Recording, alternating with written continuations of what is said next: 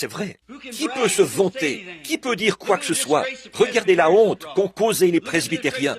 Regardez la honte chez les baptistes. Regardez la honte chez les catholiques. Regardez la honte chez les pentecôtistes, les nazaréens, les pèlerins de la sainteté. Regardez tous les autres.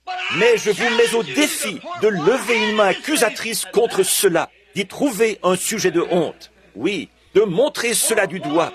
Alors que le Dieu Tout-Puissant a dit, « Celui-ci est mon Fils bien-aimé, en qui je me plais à demeurer. » Écoutez-le, le voilà. Celui qui est parfait, c'est lui.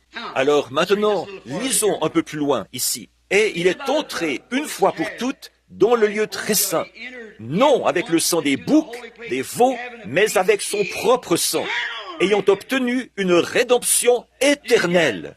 Est-ce que vous saisissez? Une rédemption éternelle. Il ne s'agit pas d'être racheté aujourd'hui et ensuite, la semaine prochaine, quand les réunions de réveil commencent, il faut être racheté de nouveau. Et ensuite, nous rétrogradons et il faut être racheté de nouveau. Vous êtes racheté une fois pour toujours. C'est vrai. Plus question de racheter, racheter. Une rédemption éternelle. Celui qui écoute mes paroles et qui croit à celui qui m'a envoyé a la vie éternelle et ne viendra jamais en jugement, mais il est, au temps passé, passé de la mort à la vie. Parce qu'il a tremblé, parce qu'il a été baptisé d'une certaine manière, parce qu'il a eu du sang de la main, parce qu'il a cru au Fils unique de Dieu. C'est comme ça que nous obtenons la rédemption éternelle. Maintenant, écoutez, car le sang des taureaux et des boucs est la cendre de vache, répandue sur ceux qui sont souillés, sanctifie et procure la pureté de la chair.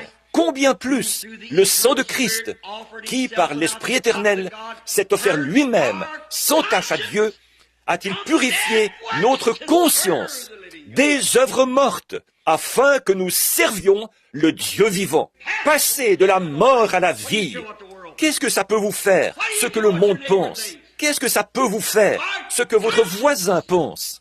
Notre conscience est morte et nous sommes régénérés et nés de nouveau par l'Esprit de Dieu, afin que nous servions le Dieu vivant et vrai.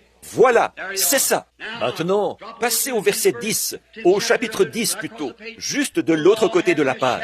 La loi, qui possède une ombre des biens à venir, et non l'exacte représentation des choses, ne peut jamais, par les mêmes sacrifices qu'on offre perpétuellement chaque année, amener l'assistant à la P-E-R-F-E-C-T-I-O-N. P-A-R-F-A-I-T. C'est ce qui est dit